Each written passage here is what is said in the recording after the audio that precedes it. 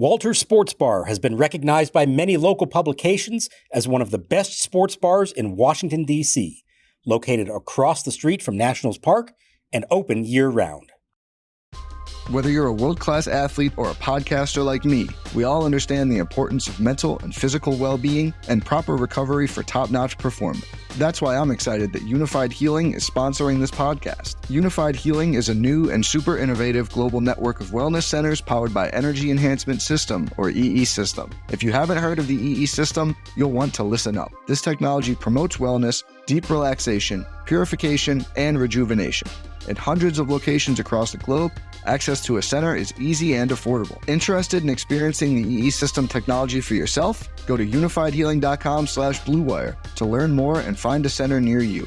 That's unifydhealing.com/bluewire. No material or testimonials on the Unified Healing website are intended to be viewed as medical advice or a substitute for professional medical advice, diagnosis, or treatment. Always seek the advice of your physician or other qualified healthcare provider with any questions you may have regarding a medical condition or treatment and before undertaking a new healthcare regimen, including EE System. Drew Millas, the Nationals catcher, leads off. Switch hitter will bat left-handed. The pitch from Dakota Hudson is hit in the air to straightaway center and deep. Racing back Doyle on the go to the warning track, looking up, and it's gone! Right over the center field wall. Drew Millas has homered, and the Nationals lead it 6-1. Here's C.J. Abrams. The pitch. Abrams launches one down the left field line, slicing toward the corner. It's not going to be caught. It short hops the fence at the 347 mark. Young will score. Abrams to second. The throw there is not in time, and the Nationals lead 10-5. Here's the pitch. Thomas hits a high fly ball to left field. Back on this one goes the left fielder Jones to the warning track at the wall. He leaps, can't make the catch. The ball off the wall will be picked up by Doyle, the center fielder. Abrams rounding third. He'll score. Thomas tries for third. He slides in safely. It's a triple for Thomas, and the Nationals lead 11-5. Thomas has a single, a double, a triple, and 4 RBIs. And welcome to Nats Chat for Saturday, June 22nd, 2024. Along with MASNsports.com Nationals insider Mark Zuckerman, who is at Coors Field in Denver. I'm Al Galdi, host of the Al Galdi podcast. There are not many things that we can count on in life, but one of them is the Colorado Rockies having bad pitching. The Rockies' first season was the 1993 season. The team has made the playoffs just 5 times, and the number one reason is the team seemingly always having bad pitching. A function, of course, in large part of the mile-high altitude in Denver. The Rockies came into this weekend's 3-game series against the Nationals with the following rankings for this regular season: dead last in the majors in team ERA, dead last in the majors in team ERA+, dead last in the majors in team WHIP. This series profiled as a potential get-right series for the Nats offense, and sure enough, the Nats offense on Friday night was outstanding. An 11-5 win at the National League West Worst Rockies in a game in which the Nats scored 5 runs in the top of the third, 4 runs in the top of the fourth, and 2 runs in the top of the sixth. The Nats for this regular season now are 37-38.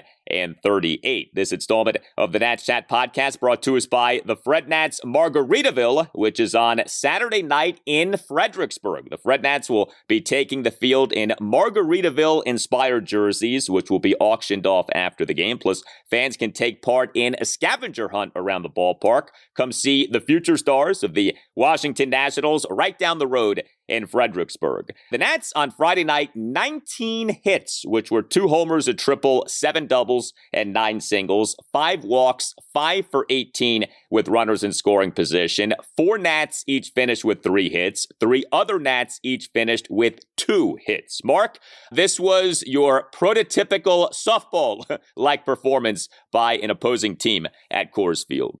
It's funny, Al, if your team is slumping at the plate, and we know the Nationals have been slumping prior to this series, there is nothing that'll get you more excited than a game at Coors Field, especially on a warm night here where the ball is going to travel even better than it would under other circumstances. So this was exactly what the doctor ordered for them. And credit to them, they took advantage of it. They kept it going. They didn't just, rely on one big inning. They had a bunch of them. They kept hitting all night long. And you know what? They stayed aggressive. The approach was not really all that different. Now, maybe they picked some better pitches to swing at, but they were still swinging and swinging early in the count. I got such a kick out of this because I know we've been talking about this all week long, swinging at the first pitch.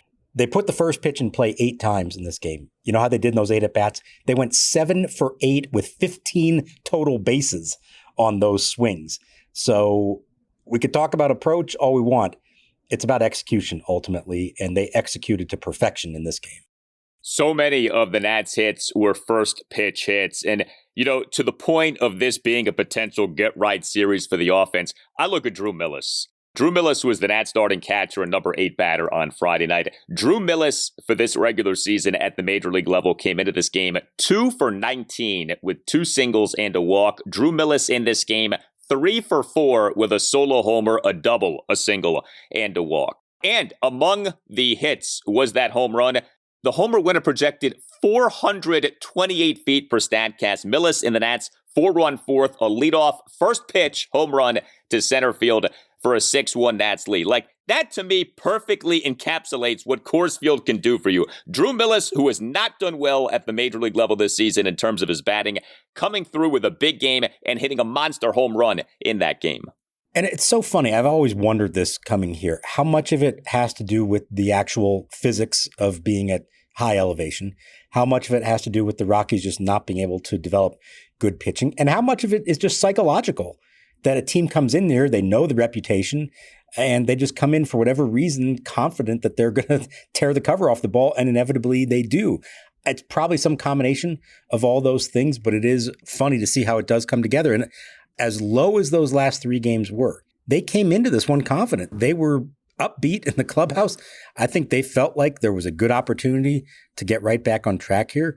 And as you said, for Millas to be one of the ones to do it, and he started this game because of DJ Herz pitching and the 2 paired up last time. That was Millas' last start behind the plate. I don't know if this is going to lead to more starts for him, but it worked out well as far as the timing. He was put in the game for defensive reasons, and then he delivered offensively like we haven't seen from him yet in the big leagues. Millas also drew a really impressive walk, top of the 7th, a 1-out, 10-pitch walk, despite having been down in the count at 1.02. So I mentioned 4 Nats each finishing the game with 3 hits. Those 4 Nats were the numbers 1, 2, 8, and 9 batters. C.J. Abrams, Lane Thomas, Drew Millas, and Jacob Young. And yes, I did say C.J. Abrams. He was back in the Nats lineup, and he was back and in full effect, a return from a 2-game absence caused by a small cyst on the lower part of his left palm. Abrams is the Nats starting shortstop and number 1 batter, 3 for 5 with an RBI double, another double, a single, and a walk. He went 1 for 2 on stolen bases.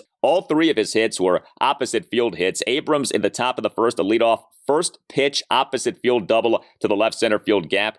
He did get thrown out in an attempted steal of third base for the second out, although he beat the throw, but then his right hand came off the third base bag. But Abrams in the Nats 4-run fourth, opposite field single into left field and to steal a second base. Abrams in the Nats 2-run 6, first pitch, opposite field, RBI double off the left field warning track for a 10-5 Nats lead. And Abrams in the top of the 9th, a 1-out, 7-pitch walk despite having been down to the count at 1.02. Great to see Abrams back, and he was quite good in this game.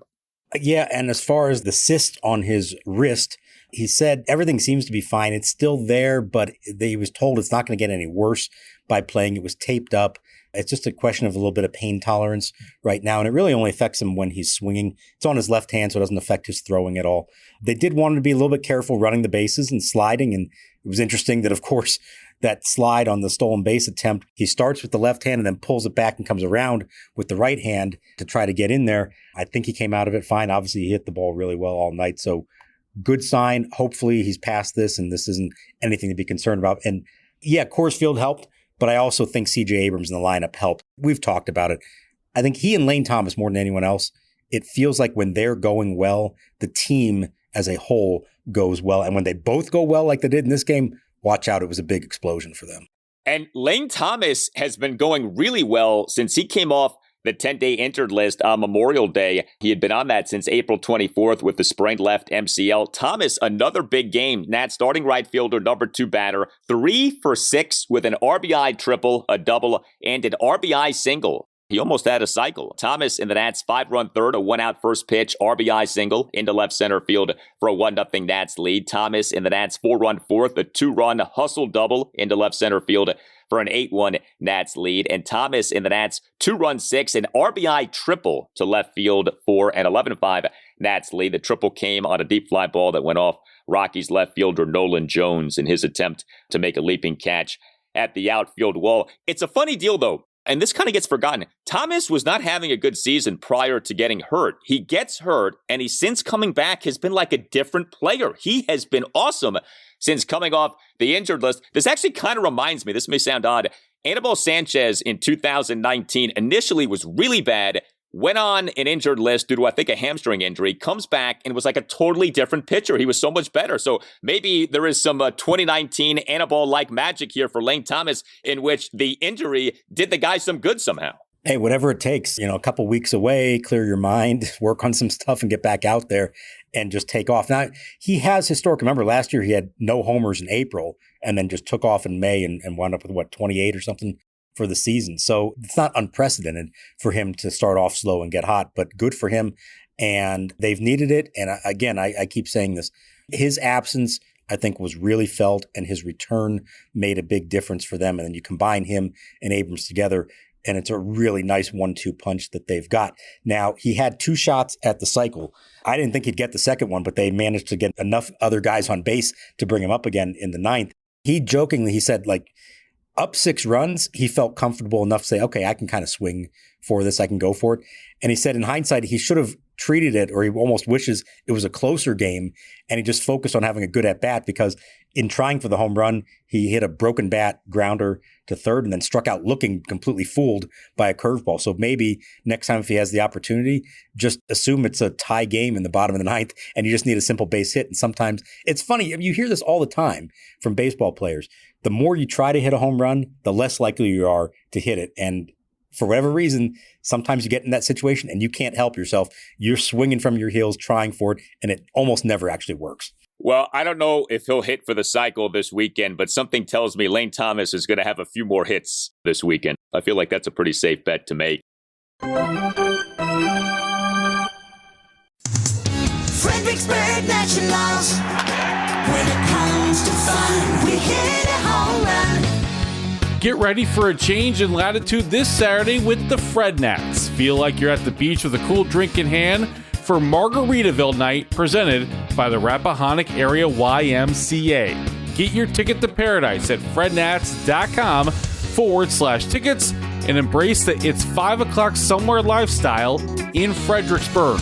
The Fred Nats will be taking the field in Margaritaville-inspired jerseys, which will be auctioned off after the game. Plus, fans could take part in a scavenger hunt around the ballpark. The summer vibes will continue on Sunday with the Hawaiian shirt giveaway for the first 1,000 fans, presented by Bold Rock. Come see the future stars of the Washington Nationals right down the road in Fredericksburg. When it comes to fun, we hit a home run. Prize Picks is America's #1 fantasy sports app with more than 5 million members. It's the most fun and exciting way to get in on the action while you watch your favorite sports and players. You just pick more or less on 2 or more player stats for your shot to win up to 100 times your cash. I made my first $10 deposit and received an instant $10 bonus. And if you have the skills, you can play for a shot of turning your $10 into $1,000. And playoff time is the best time to join the Prize Picks community of over 5 million members who have already downloaded the app. Prize Picks is available in more than 30 states across the country, including California, Texas, and Georgia. Download the app today and use the code BLUEWIRE for a first deposit match up to $100. That's a first deposit match of up to $100 when you download the app and use the code BLUEWIRE. Prize Picks. Pick more, pick less. It's that easy.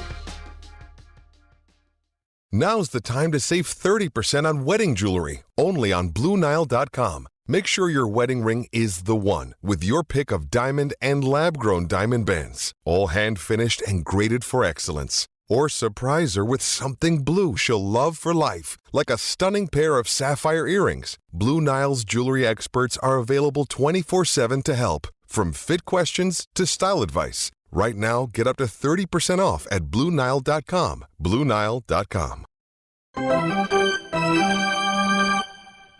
Here's your update from AAA. Dylan Cruz homered for the second time since getting called up to Rochester.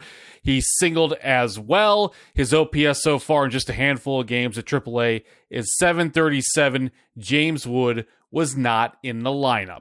Now back to the show. Here's the pitch. Swing a line drive toward right center field. Chasing is Young. He dives and he caught it. He rolls over and he holds on. Jacob Young takes away an extra base hit from Tolia with a laying out diving catch to his left.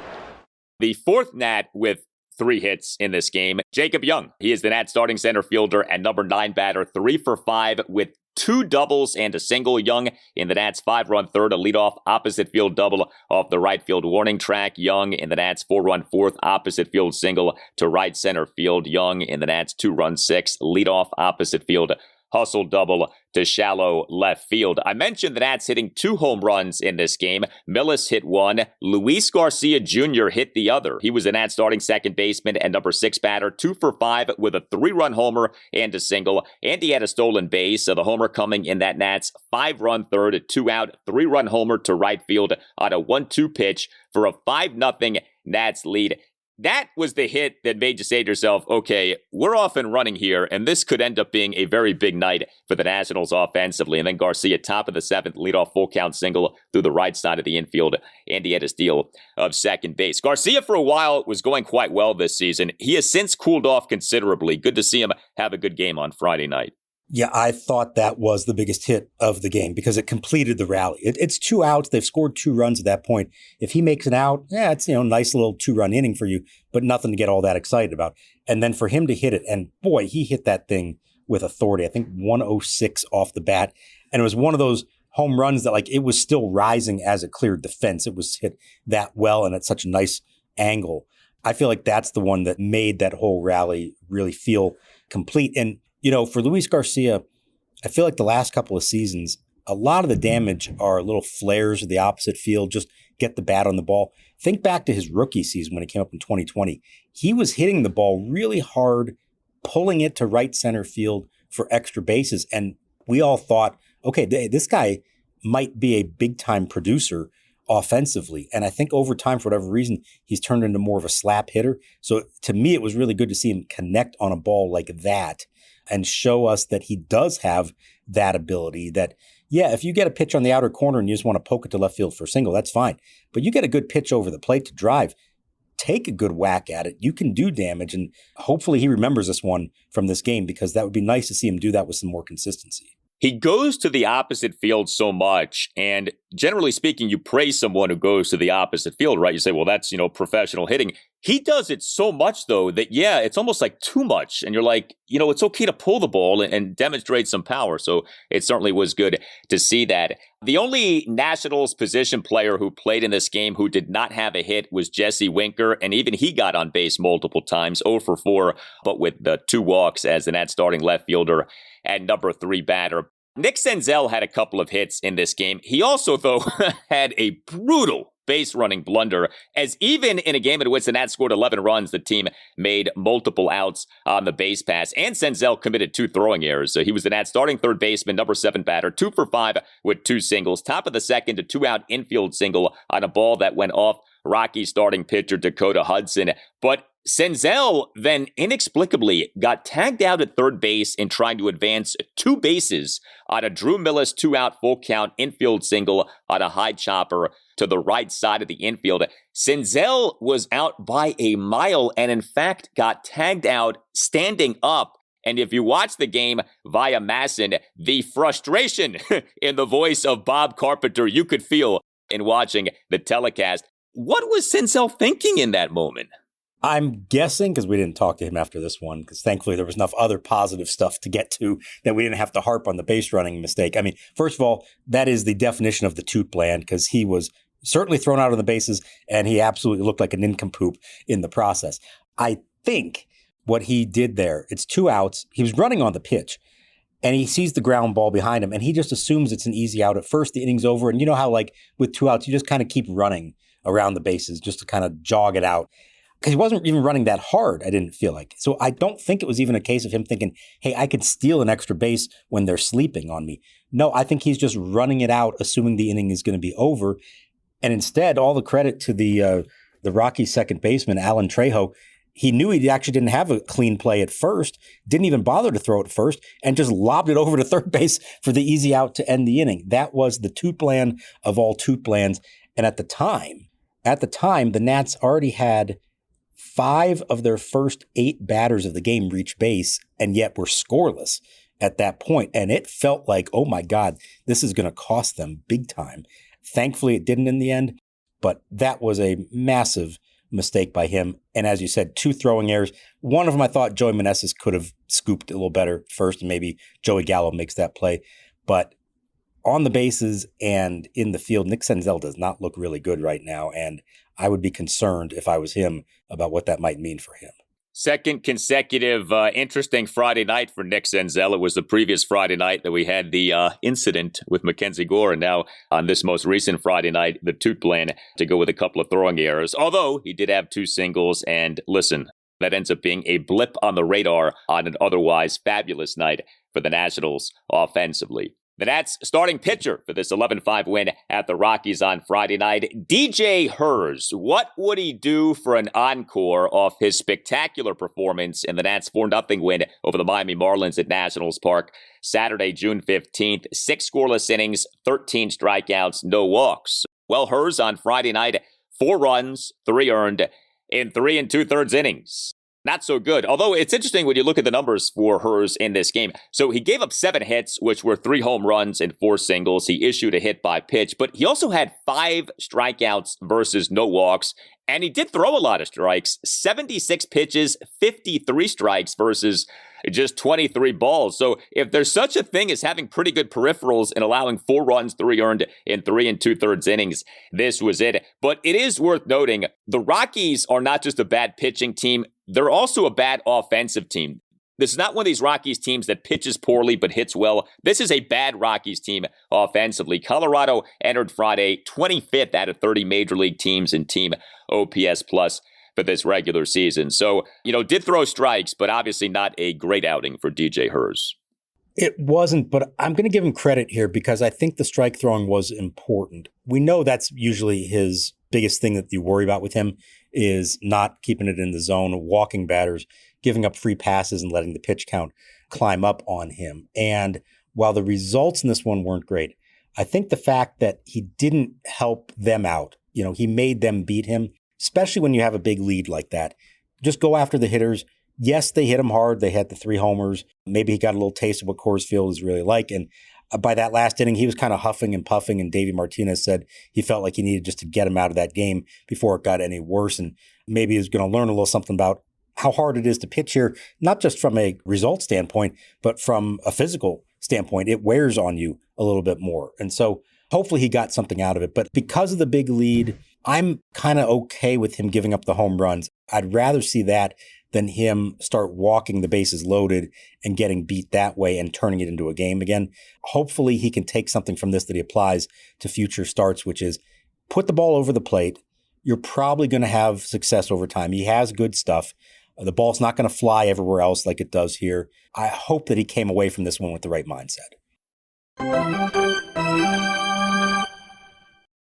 Hey guys, it's Al Galdi for Window Nation, which has another great offer for listeners of the Nats Chat podcast. Window Nation is extending its semi-annual sale, 50% off all window styles, plus 0% interest for 5 years, and an additional bonus if you schedule an appointment between now and the end of this month. Call 866-90-NATION or visit windownation.com and tell Window Nation that Al Galdi sent you. Window Nation windows are the best. Add to the look, feel, and value of your home. Every Window Nation window undergoes a 50-point inspection before the window leaves the Window Nation factory. And know that Window Nation's vinyl windows can do everything that wood or composite windows can do, and at a fraction of the cost of wood and composite windows. Take advantage of this offer for listeners of the Nats Chat podcast. 50% off all window styles plus 0% interest for 5 years, and an additional bonus if you schedule an appointment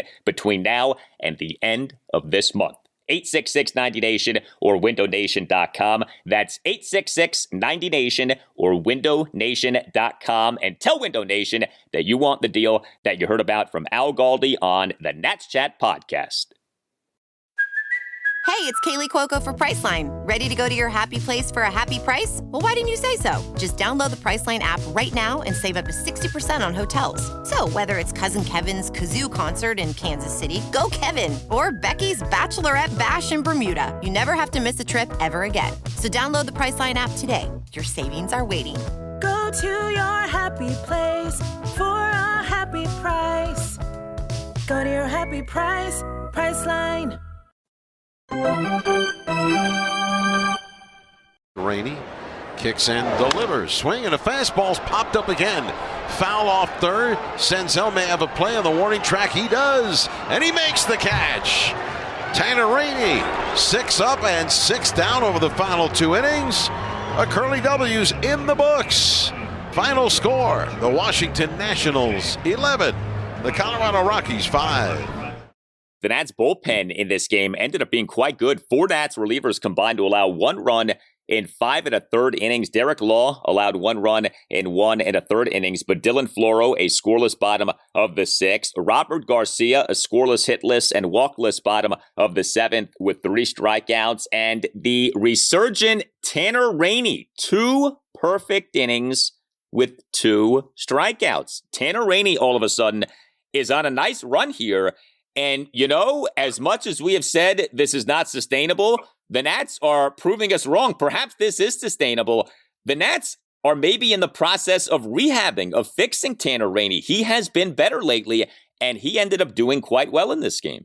You know, for weeks, Al Galdi's been insisting they can't keep doing this. They have to get rid of him. How can you keep putting him out there? This isn't worth it. And I've said all along, no. You got to stick with it. He's certainly going to figure it out here before long. It's okay to use up a spot in your bullpen that you never use, except in a blowout. Everything will be fine. Well, he's proving me right on that one, as far as, at least in my own mind, I think. Hey, all the credit to him. He's stuck with it. He's throwing strikes. I mean, think of some of those earlier outings when he was all over the place, and there was none of that in this game. He's throwing strikes. The velocity is okay. It's not great, but it's good enough. He's striking out some batters, and he came back out and threw a 2nd inning, which I thought was remarkable for him to do because that just saved their bullpen for Saturday. You didn't have to use Hunter Harvey or Kyle Finnegan. And so all the credit to him. 6 straight scoreless appearances. It's been over a month, actually, since he's given up a run. And this was the first time that he pitched with a lead since April 25th, okay? That was a 5-run lead, of course, so it's not like it was a tense game. But at Coors Field, you never know for sure. And maybe this is the first sign of Davey Martinez saying, I'm starting to trust you again, and maybe I will use you again in a situation of more consequence down the road. So credit to Tanner Rainey. He stuck it out. He's getting better.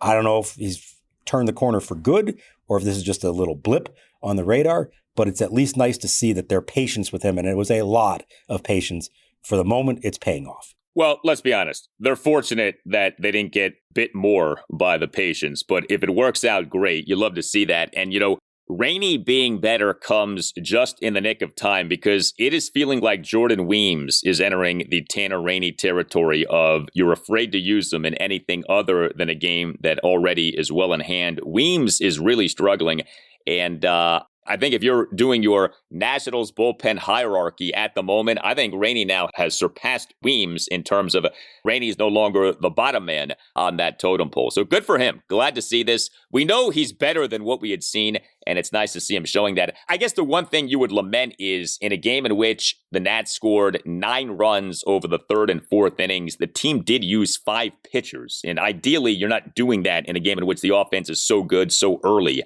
in a game. But it would seem that, look, the bullpen was good. And like you said, it's not like a Kyle Finnegan or a Hunter Harvey got used in this game. Yeah, I think the issue there is that they just don't have a real long man. That would have been the perfect spot to put somebody in there to get you 3 innings of relief and get it to the back of the bullpen. And Derek Law went an inning and a third, 23 pitches. I thought maybe they'd try to push that, but they decided not to. And as it turns out, Rainey is the one who threw the most innings of anybody out of the bullpen. So that is a case where you're like, man, if you had a true long man or just somebody who can give you 3 innings, if you need it on a given night, it would really come in handy and save someone else from it. But props to them, because the way he used Law and Floro and even Garcia, I'm thinking to myself, okay, he's just going to use all his top guys. And it doesn't matter how big the lead is. He's not going to take any chances in this one. So by avoiding Harvey and Finnegan, thanks to Rainey being as good as he was for 2 innings, it does at least position you well for Saturday if your starter can go deep and if you have a lead late in that game. And Floro did only throw 6 pitches, so presumably he'll be available for Saturday. And so the Nats are off and running in this 3-game series at the Rockies, and in this 9-game road trip, 3 games at the Rockies, 3 games at the San Diego Padres, 3 games at the Tampa Bay Rays. And look, we'll see what happens the rest of this series, of course. But a Nats offense that was so bad in that 3-game set against the Arizona Diamondbacks. I mean, the Nats had losing 2 of the 3 games against Arizona at Nationals Park this week, totaling for the series 5 runs. The Nats put up 11 runs in this game. This is what Coors Field can do for you. And the Nats, to their credit, rose to the occasion. It wasn't like the Nats were just kind of sort of good. They were very good offensively in this game. So the 5-run 3rd inning, they matched their entire output from the previous 30 innings with that one rally. And then, like I said, they kept it going. We have seen at times they have one big inning and then they just do nothing after that. They kept it going all night. They really could have scored more than the 11 runs. They left a good number of guys out there on base. So you hope they can keep it up all weekend. And then you hope somehow that translates and carries over to San Diego and Tampa after that. And maybe too much to ask for with this lineup. I come out of this game and I think to myself, I don't know what to make of it, because is this an actual sign of something, or is this just the extreme circumstances of where they played and who they were facing? And so you really can't read much of anything into it. I guess we're going to have to wait till next week when they get to San Diego to know. But in the meantime, might as well take advantage of it while you're here, right? Absolutely. Game 2, Saturday night at 9:10. Mitchell Parker will be the Nats starting pitcher. This installment of the Nats Chat podcast brought to us by the Fred Nats Margaritaville, which is Saturday night in Fredericksburg. The Fred Nats will be taking the field in Margaritaville-inspired jerseys, which will be auctioned off after the game. Plus, fans can take part in a scavenger hunt around the ballpark. Come see the future stars of the Washington Nationals right down the road in Fredericksburg. And we have a special shout-out that we want to deliver. A shout-out to our guy, Alex Gerson, who pinch hit for Tim Shovers during his paternity leave, a paternity leave that already has ended. Tim is back with us for this installment of the podcast, but Alex did an awesome job editing and publishing the episodes while Tim was out. Tim has optioned Alex back to AAA Rochester. Hopefully this isn't one of these deals where Alex is up and down throughout the season, but for now he has been optioned with a promising future moving forward. Well, I think the message to Alex is, hey, great job up here, kid, but you know what? We're just not going to have enough reps for you. We'd rather you play every day down at AAA. Stay ready. The time will come again when we're going to need you. And when you come back up, you'll be ready to go. But great job by Alex stepping in that situation.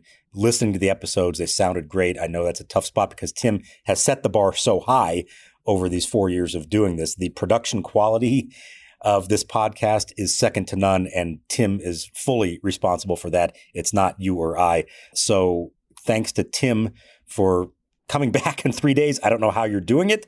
I couldn't have done that myself after the birth of my child, but good for you for doing it. And thanks to Alex for so capably filling in your absence. Yes, Alex is a top 10 producer prospect per MLB Pipeline, so we are very excited about what he has to offer moving forward. Hit us up on X at Nats_chat. You can email the show, natschatpodcast natschat@gmail.com. We have a website you can check out, natschatpodcast.com, at which you can buy a Nats Chat podcast t-shirt. All Nationals radio highlights on Nats Chat are courtesy of 106.7 The Fan. For Mark Zuckerman, I'm Al Galdi. We thank you for listening, and we'll talk to you next time on the Nats Chat podcast. 3 2-out hits in the third as Cruz launches this deep in the air to left field. Sanchez going back, looking up, and that ball is gone. 109 miles an hour off of Dylan Cruz's bat. He hits it more than 370 feet over the left center field wall. Cruz with his stellar swing against one of the best pitchers in AAA.